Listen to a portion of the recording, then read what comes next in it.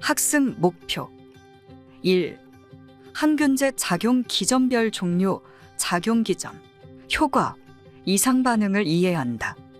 2. 한결핵제의 종류, 작용 기전, 효과, 이상 반응을 이해한다. 3. 바이러스 치료제, 말라리아 치료제를 이해한다. 학습 내용 1. 단백질 합성 억제제의 이해 2. 핵산대사 억제제 및 대사 억제제의 이해 3. 결핵 치료제의 이해 4. 바이러스 치료제, 말라리아 치료제의 이해 학습 키워드 1. 테트라사이클린 2. 플로우로퀴놀론, 설포나마이드 3. 1차 약물 4. 바이러스 치료 약물 5. 말라리아 치료 약물 7주차 2강 시작하도록 하겠습니다. 이번 시간에는 단백질 합성 억제제의 종류에 대해서 공부하도록 하겠습니다. 먼저 세균의 리보솜 같은 경우에는 이 리보솜은 세균에서 단백질을 합성하는 소기관이죠. 그래서 이것을 표적으로 해서 이 단백 합성을 억제하고 대부분의 정균작용의 항균 효과를 나타내는 특징을 하고 있습니다. 그래서 단백질 합성 억제제 같은 경우에는 이 광범위한 여러 세균에 대한 효과가 있고 일반적으로 여드름이라든지 클라미디아 감염 치료에 사용이 됩니다. 종류로는 테트라사이클린 계열 약물, 아미노글리코사이드 계열 약물, 마크로라이드 계열 약물, 링코사마이드 계열 약물이 있습니다. 왼쪽 그림을 보면은 이렇게 단백질 합성을 방해해서 이렇게 효소나 필수 대사 물질로 변환이 되지 못하도록 하는 어떤 그런 기전에 의해서 여러 세균의 효과가 있다라고 보시면 되겠습니다. 먼저 테트라사이클린 계열 약물을 보도록 하겠습니다. 기전은 이 tRNA가 이 메신저 RNA에 리보솜 복합제에 결합하는 것을 방해해서 단백질 합성을 억제하는 작용을 한다라고 보시면 되고, 종류와 작용을 보면은 테트라사이클린, 독시사이클린 이런 종류들이 쭉 있습니다. 그래서 한번 읽어보시면 되고, 정균작용 항생제다. 그리고 그람 양성균, 음성균 이런 다양한 세균의 효과가 있다라고 보시면 되겠습니다. 그래서 이 테트라사이클린 계열 약물 같은 경우에는 티푸스나 콜레라, 라임병, 다음에 소화성 궤양이나 여드름, 클라미디아 감염 치료에 사용이 되고, 중요한 거는 뭐죠? 태반 장벽을 통과할 수가 있어서 태아의 뼈와 치아에 이 테트라사이클린이 축적이 될 수가 있습니다. 그래서 태아에게는, 특히 임산부에게는 이 테트라사이클린은 사용할 수 없다라고 보시면 되겠죠.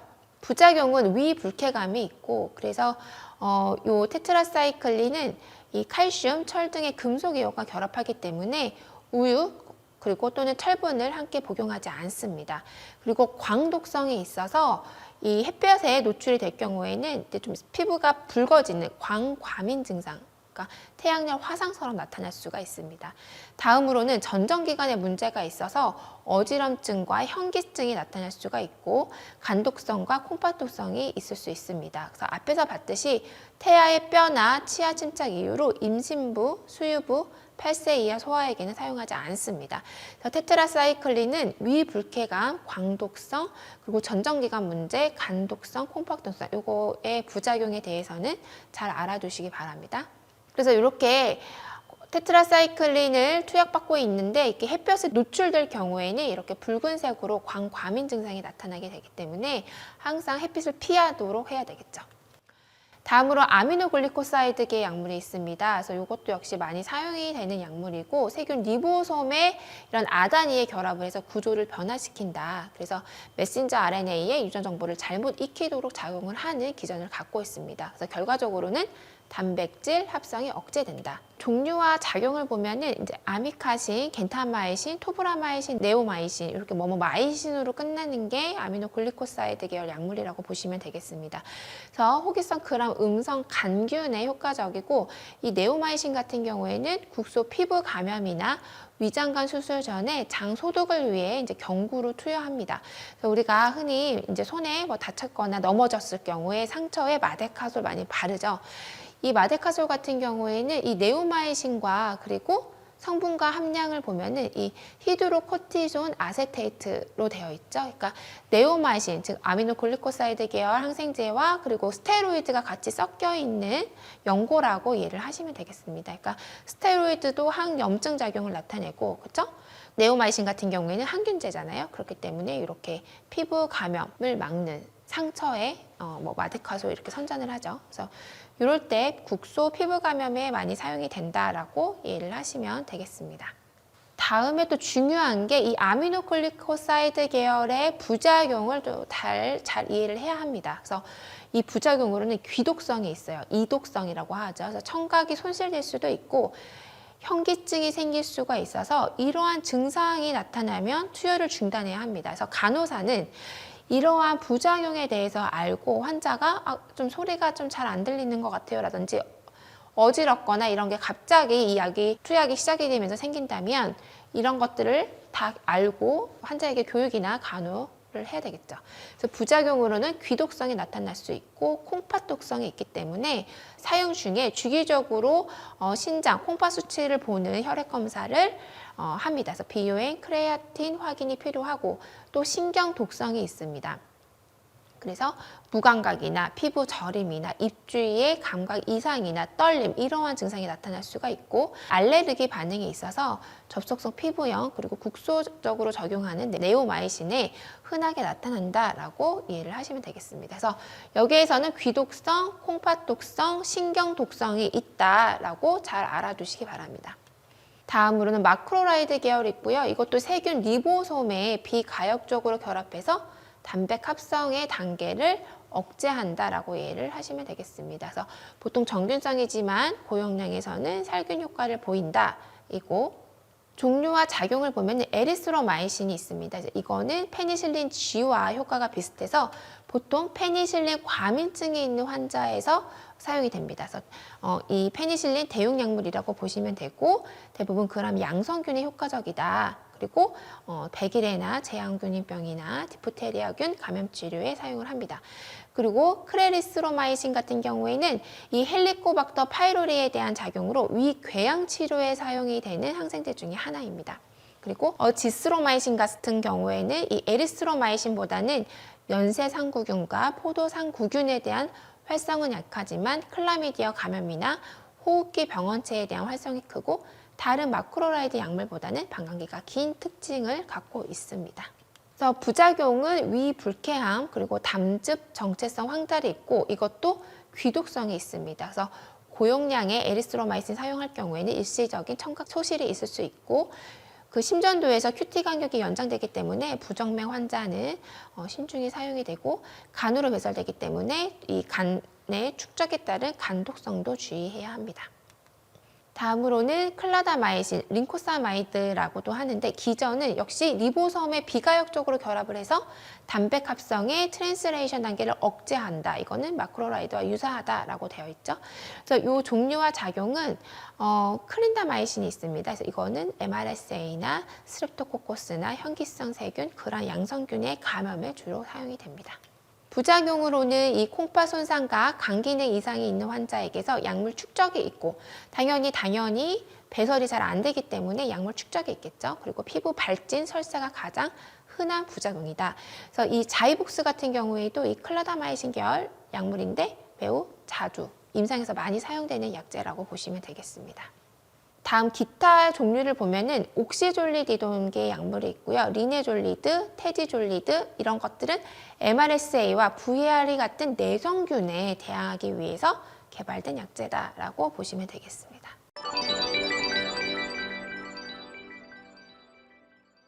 핵산대사 억제제 같은 경우에는 퀴놀론 계열이라고 합니다. 그래서 이 핵산대제는 이 플로로퀴놀론은 이 DNA 연결을 방해해서 항균 효과를 나타내게 되고 다음으로 대사 억제제 같은 경우에는 엽산 기량제라고 합니다. 그래서 이 세포대사에서 중요한 이 엽산 합성을 억제를 해서 항균 효과를 나타내고 있고 이거는 설포나마이드가 있습니다. 그래서 플로로퀴놀론계 약물을 먼저 보면은 시프로프로사신 그리고 제미프록사신, 그리고 레보프록사신, 목시프록사신, 노르프록사신, 그리고 오프록사신, 그래서 뭐뭐사신으로 끝나는 것이 바로 이제 플로로퀴노론계 약물의 종류라고 보시면 되겠습니다. 그래서 이제 왼쪽 그림을 보면은 이렇게 DNA와 RNA의 합성을 억제하는데 작용으로, 기전으로 사용이 된다라고 보시면 되겠죠. 그래서 플로로퀴노론 같은 경우에는 1962년에 처음 1세대가 이제 개발이 됐습니다. 그러면서 4세대까지 개발되면서 활성 범위가 확대되고 있고, 하지만 과다 사용으로 내성균이 많아지고 부작용도 많이 발생을 하고 있습니다. 그래서 현재는 비뇨기 감염 치료에 주로 사용이 된다라고 보시면 되겠습니다. 그래서 기전은 약물이 세포벽을 통해서 gram 음성균과 양성균의 DNA와 결합을 해서 이 DNA 연결을 방해하는 기전을 갖고 있습니다. 그래서 이 염색체가 파괴되고 결국 세포 용해가 일어나는 기전을 갖고 있습니다. 여기에서 가장 이제 유명한 약들, 많이 사용되는 약이 A에 해당하는 시프로프로사신과 그리고 B에 해당하는 레보프로사신이 있습니다. 이 두 개 정도는 여러분 기억을 하고 있으셔야 합니다. 그래서 2세대에 해당이 되고, 이 시프로 같은 경우에는 탄저병이나 요로 감염, 그리고 위장관 감염에 효과적으로 사용이 되고, 레보프로사신 같은 경우에는 3세대에 해당이 되고, 시프로프로사신이 효과를 유지하면서 슈도 뉴모니아라든지 폐렴이라든지 MRS 등의 호흡기 감염에 매우 효과적이다라고 이해를 하시면 되겠습니다. 4세대는 한번 보시면 되겠습니다. 모노시프로사신이 있는데 이런 것도 한번 보시면 되겠습니다. 다음 부작용을 보면은 흔한 부작용으로는 오심, 구토, 설사 등의 위장관 증상이 있다. 그리고 중추신경계 효과로 어지러움과 두통, 수면 장애가 있습니다. 그 다음에 이 플로로퀴놀론 같은 경우에는 중요한 게 힘줄에 염증과 파열이 생길 수가 있고 연골 성장에 영향을 줄 수가 있어서 18세 이하의 소아, 청소년, 그리고 임신 수유부에게는 금기입니다. 그리고 심각한 부작용으로는 부정맥, 간독성, 그리고 광독성이 있기 때문에 빛을 피해야 합니다. 그래서 어디 외출을 할 때에는 자외선 차단제를 꼭 바르고 나가도록 교육을 하면 되겠죠. 플로로퀴놀론 같은 경우에는 앞에 PPT를 다시 보면 이 10%에서 좀 더 발전한 게 3세대 레보프록사신이죠. 여기에 이 약제는 MRSA와 호흡기 감염에 효과적이다. 그래서 2세대, 3세대에 해당하는 대표적인 약은 여러분 꼭 기억을 하시기 바랍니다. 그래서 이 플로로퀴놀론은 다시 보면은 다시 이제 강조를 하자면 특히 힘줄 파열이 일으킬 위험이 있고, 그 중에서 아킬레스 힘줄, 아킬레스 텐던이 파열되기 쉽기 때문에 코르티코스테로이드계 약물을 복용하는 60세 이상의 노령 환자는 이 힘줄 파열 위험이 더 크다라고 되어 있습니다. 그래서 이런 부분도 환자들에게 교육을 해야겠죠. 다음으로는 대사 억제제 또는 엽산 기량제라고 명하는데, 여기에 해당하는 설포나마이드에 대해서 공부하도록 하겠습니다.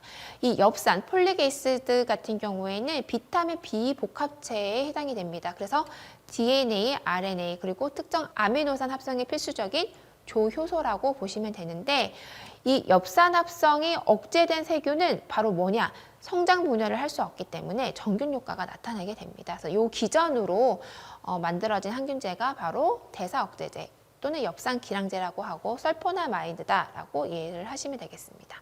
그래서 종류는 설포사라진이 있습니다. 그래서 그람 음성균, 양성균 등 광범위한 작용이 있고, 위장관 흡수가 되지 않아서 만성 염증성 장질환 치료에 효과적이다. 그리고 설파디자인 같은 것은 연고에 해당이 되고, 이거는 로션 형태로 세균의 진락화를 억제하는 작용으로 화상 환자에게 이제 효과적으로 사용이 된다라고 보시면 되겠죠. 부작용은 이제 소변에 결정이 생겨서 이건 콩팥 독성으로 발생을 하게 되고, 과민성으로 인해서 발진 또는 혈관 부종, 스티브 존슨 증후군, 독성 표피 괴사, 우리가 톡식 에피더말 네크로라이시스라고 해서 TEN이라고 합니다. 이거의 특징은 박탈성 피부 질환이 발생을 하게 됩니다. 그래서 부작용으로는 또 조혈 장애가 있고, 핵황달이 있고, 약물 상승 작용이 있어서 와파린이랑 설포나마이드 계열 약물이랑 같이 투약을 할 경우에는 이 항응고작용을 상승시킵니다. 즉 와파린의 약물 작용을 더 높인다라고 이해를 하시면 되고 오심, 구토 등의 부작용이 있습니다. 이 항균제는 1차 약물이 있고 2차 약물이 있습니다. 그래서 이 1차 약물은 치료를 위한 기본적으로 제공해야 되는 약물이고 이 결핵은 3가지 이상의 항결핵제를 병용해서 장기간 치료해야지만 좋은 효과를 얻을 수 있는 특징이 있고 2차 약물은 1차 약물에 비해 가격이 비싸고 독성이 더 강하고 다제 내성 결핵 치료 약제로 사용이 됩니다. 그래서 항결핵제는 결핵의 확산을 억제하는 예방 치료에도 사용이 됩니다. 1차 약물의 종류에는 이소니아젟과 리팜핀, 그리고 피라지나마이드, 에탄부톨이 있습니다. 그리고 2차 약물 같은 경우에는 파라아미노살리실산, 카프리오마이신, 사이클로세린, 플로로키노론, 마이크로라이드가 있는데 여기서 우리가 암기해야 될 약물은 바로 1차 약물에 해당됩니다. 이 4가지 약물은 약물의 종류와 약물의 특징, 부작용에 대해서도 여러분 잘 기억을 해야 합니다. 일단 결핵의 기본적인 내용을 한번 보면 이 결핵균에 발생하는 감염 질환이 결핵이다. 그래서 주로 폐에 발생을 하고 전신에도 나타날 수가 있습니다. 그래서 결핵균이 어디에 침범하느냐에 따라서 어느 기관에 침범하느냐에 따라서 우리 신체 어디에서든 나타날 수 있고 노인과 그리고 만성질환자에게 많이 발생을 합니다. 그래서 결핵은 기침이나 재채기를 통해서 이제 결핵균이 직접 전파가 되죠. 그래서 대략 30% 정도 감염이 되고 그 중에 10%에서는 면역이 떨어진 환자에게서 발생을 하게 됩니다. 결핵의 용어에 대해서 한번 보면 잠복결핵이라는 뜻은 우리 살아있지만 이게 불활성화되어 있고 나중에 후에 활성화될 수 있는 체내의 불활성화된 결핵균을 의미합니다. 그래서 잠복결핵의 감염자의 특징을 보면은 아프지 않고 그리고 결핵 증상이 없습니다. 그리고 결핵의 진단을 하는 PPD 검사에서와 혈액 검사에서는 양성이 나오고 가슴 엑스레이에서는 정상이 나오고요. 객단 검사에서도 음성이 나옵니다. 그리고 결핵균은 살아있지만 신체 내에서 비활동성이고 타인에게 결핵균을 전파할 수 없습니다. 하지만 이 활동형 결핵 예방을 위해서는 결핵에 대한 또 치료가 필요합니다. 그래서 결핵약물 치료의 특징으로는 이제 항균제 침투를 저항하는 이 세균벽이 있기 때문에 이 병변의 효과를 나타내기 위해서는 어느 정도 6개월 이상의 지속적인 투약이 필요하게 됩니다. 그래서 보통 6에서 12개월 동안 투약을 받고 단 하나의 항균제를 복용하는 게 아니라 최소 2개 또는 4개 이상의 항생제를 동시에 병용 투여하게 됩니다. 그리고 치료뿐만 아니라 결핵 예방에도 적극적으로 사용이 됩니다. 그래서 결핵약물 치료의 특징은 이 표준요법으로는 6개월 이상의 약물 복용을 해야 되고 이 4가지 약제를 복용을 하게 됩니다. 그래서 이소니아지드, 그다음에 리팜핀, 피리지나마이드, 에산부톨 이 4가지의 약물을 병용해서 사용을 한다. 이렇게 보시면 되고 예방적 치료로도 사용이 되는 약물이 있는데 그것으로는 이소니아지드가 있다라고 이해를 하시면 되겠습니다.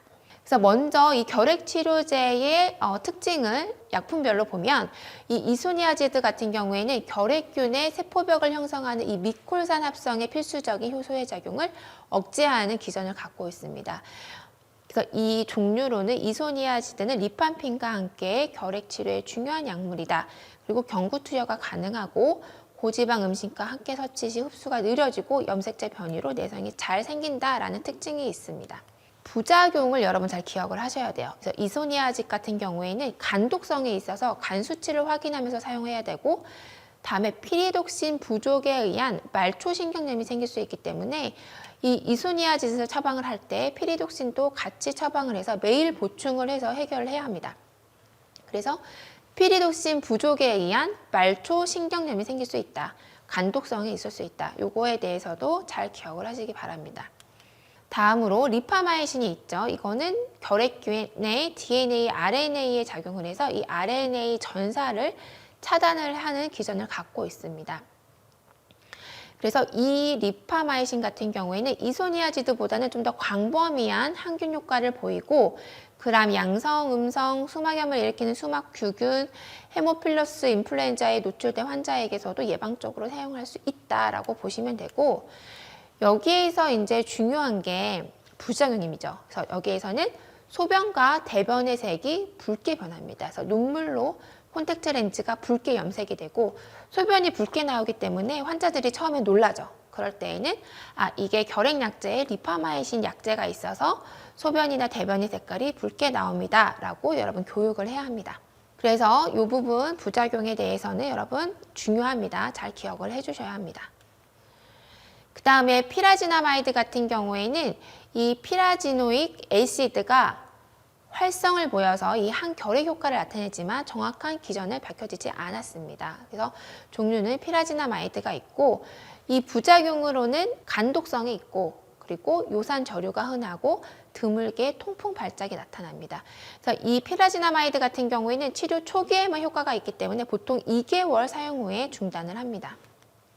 에탄부톨 같은 경우에는 세포벽 합성을 억제하는 작용을 갖고 있습니다. 그래서 여기서 부작용은 시신경염에 의한 시력 저하와 생명이 생길 수가 있다. 특히 콩팥 기능이 떨어진 환자에게서 발생이 많이 된다라고 보시면 되고 또 요산 배설이 감소해서 통풍 발작이 일어날 수가 있습니다. 그래서 에탄부톨 또 부작용에 대해서 잘 기억을 하시기 바랍니다.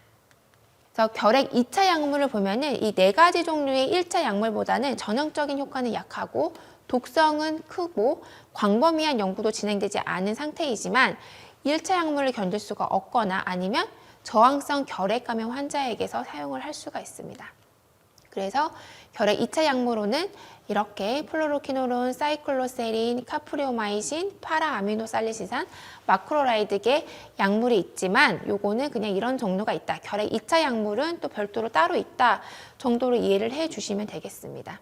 자, 이제 결핵 치료제 약물을 이제 요약을 한번 해보도록 하겠습니다. 그래서 중요한 부분이기 때문에 각각 약물의 특징 그리고 결핵 치료제를 어느 기간 동안 복용을 하는지에 대해서 요약을 하면 먼저 이소니아지드 같은 경우에는 간독성이 있다고 했죠. 그래서 피리독신 보충이 필요하고 그리고 리판핀 같은 경우에는 붉은색 소변 대변을 본다고 했습니다. 그리고 피라지나마이드 같은 경우에는 대표적인 부작용이 간독성 그리고 요산 저류로 인해서 통풍이 발생될 수 있고 에탄부톨 같은 경우에는 시신경염과 통풍 역시 있었습니다. 그리고 결핵 치료제 같은 경우에는 이 이소니아지드의 H, 리판핀의 R, 그리고 피라지나마이드의 Z, 그리고 에탄푸톨의 E 요 4가지 약대를 2개월간 유지를 합니다. 초기에 2개월 유지를 하고 그 다음에 이소니아지드와 그 다음에 리판핀 이 2가지 약제는 4개월 동안 더 투약을 지속을 합니다. 이때 요 이소니아지드와 리판핀은 주 3회 투약을 하게 됩니다. 그래서 우리가 2Hz 앞에 이제 약자를 써서 2개월간 HERZ를 복용을 하게 되는 거고 4개월 동안은 HR 즉 이소니아지드와 리판핀 요거 2가지 약제만 투약을 한다라고 기억을 하시기 바랍니다. 그 다음에 또 중요한 게 이 피리독신 같은 경우에는 이 이소니아지드 복용에 따른 이 말초 신경염 발생이 의심이 되기 때문에 예방적으로 사용이 된다라고 보시면 되고 리판핀전 같은 경우에는 소변이 붉은색으로 나올 수가 있다. 하지만 이거는 약물을 복용하기 때문에 당연한 거고 특별한 증상이 아니라는 점을 반드시 교육을 해야 되겠죠. 그래서 이 내용에 대해서 반드시 기억을 하시기 바랍니다. 이 호흡기 관련된 바이러스 치료제 같은 경우에는 이 바이러스제는 빠른 돌연변이 형성으로 인해서 효과가 빠르게 사라지고 그리고 사용 범위가 좁고 그리고 한 바이러스에 국한되는 특성이 있어서 컨트롤하기가 매우 어려운 그런 특징을 갖고 있습니다. 그래서 이런 호흡기 바이러스 치료제 그리고 이런 호흡기 감염을 일으키는 바이러스를 예방하는 것은 바로 백신 접종을 통한 것이 가장 유효하다라고 알려져 있습니다. 근데 백신 접종을 했는데도 불구하고 인플루엔자에 걸렸을 경우에 임상에서 많이 사용이 되는 3가지 약제에 대해서는 좀 알고 계시면 좋을 것 같아요. 그래서 뉴라미데이즈 억제제는 경구와 그리고 흡입 그리고 정맥주사 이렇게 3가지가 있습니다. 그래서 경구로는 이제 타미플로가 있습니다. 타미플로 이거는 체중에 따라서 용량이 정해지고 하루에 2회 그리고 5일간 복용을 합니다. 그리고 자나미비르 같은 경우에는 흡입제입니다. 그래서 리렌자라는 상품명을 갖고 있고 체중에 따라서 하루에 2회 그리고 2번 흡입을 하게 되고 이것도 역시 5일간 흡입을 하는 치료 방법입니다. 다음에는 페라미비르, 그래서 정맥주사제고 상품명으로는 페라미플루라고 합니다. 그래서 24개월 이상일 경우에 사용이 되고 체중에 따라서 용량이 결정이 되고 수액에 믹스해서 한 번 정맥 투여를 하면 이제 끝입니다. 그래서 하지만 이제 이게 보험이 되냐 안 되냐 이런 이제 약품별로 특징이 있죠. 그래서 정맥주사 페라미플루 같은 경우에는 1회 정맥 투여로 이제 끝이 난다라고 보시면 되겠습니다. 그래서 독감 바이러스 치료제 요 세 가지는 여러분 기억을 하시면 되겠습니다.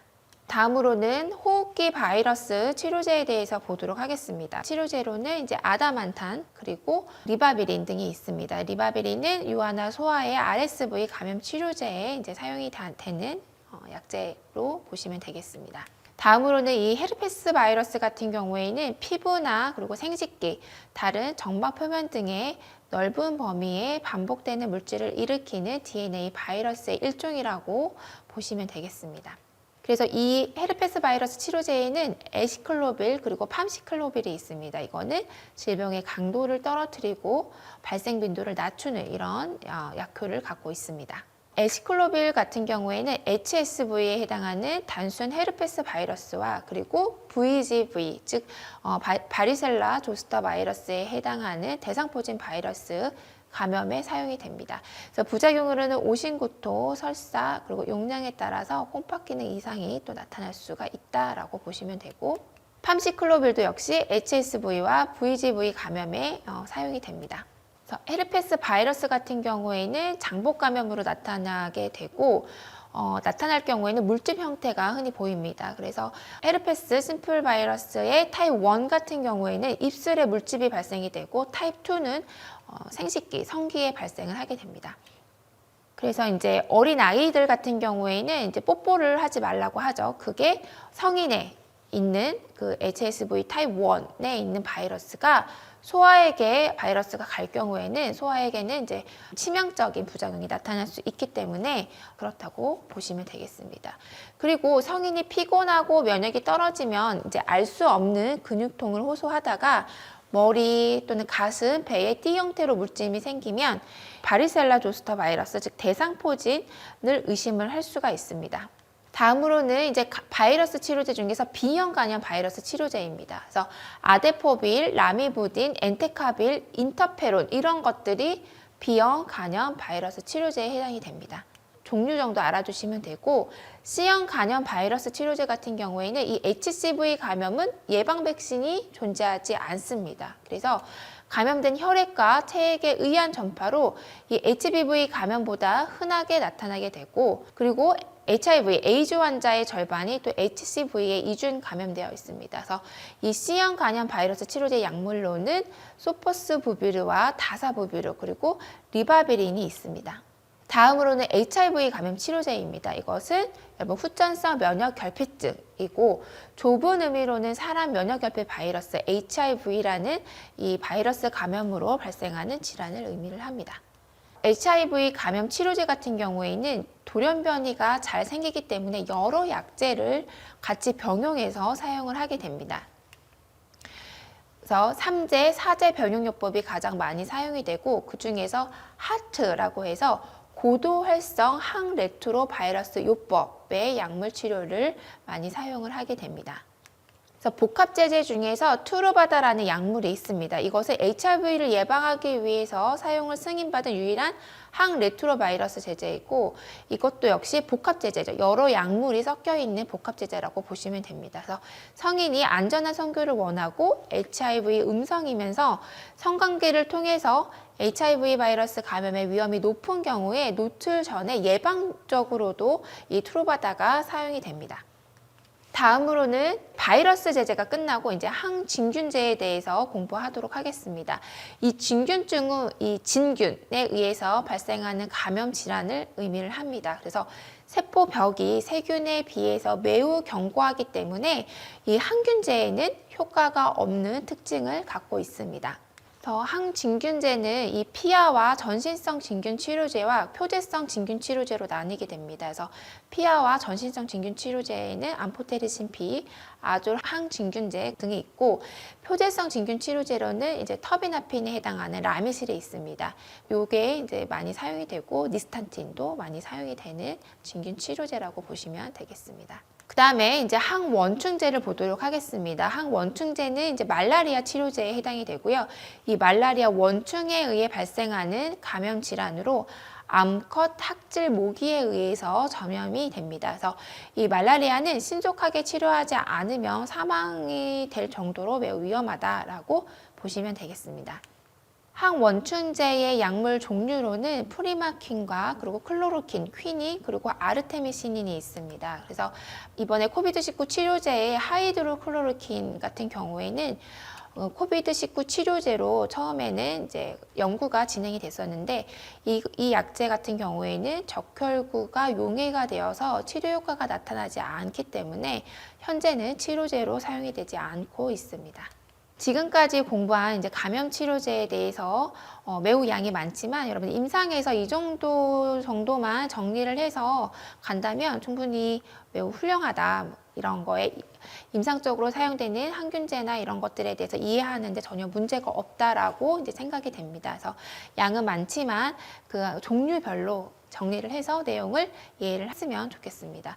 그래서 먼저 병원성 미생물과 치료제를 보면은 이제 세균, 바이러스, 진균, 연충류 이런 종류들이 있었는데 일단 세균은 항균제, 항생제로 치료를 하고, 그죠? 바이러스는 항바이러스제, 진균은 항진균제, 그리고 연충류는 항기생충제로 이제 치료를 했습니다. 치료제로는 이제 항생제 같은 경우에는 페니실린, 세파로스폴린 계열, 그 다음에 마크로라이드, 아미노글리코사이드 등등에 대해서 종류별로, 기전별로 정리를 해주시고, 그리고 항바이러스제도 있었죠. 그래서 인플루엔자나 헤르페스나 B형 간염, C형 간염 여기에 해당하는 바이러스제에 대해서도 공부를 했고, 그 다음에 항진균제의 종류, 그 다음에 항기생충제에 대해서 각각 정리를 해서 공부를 하시면 되겠습니다.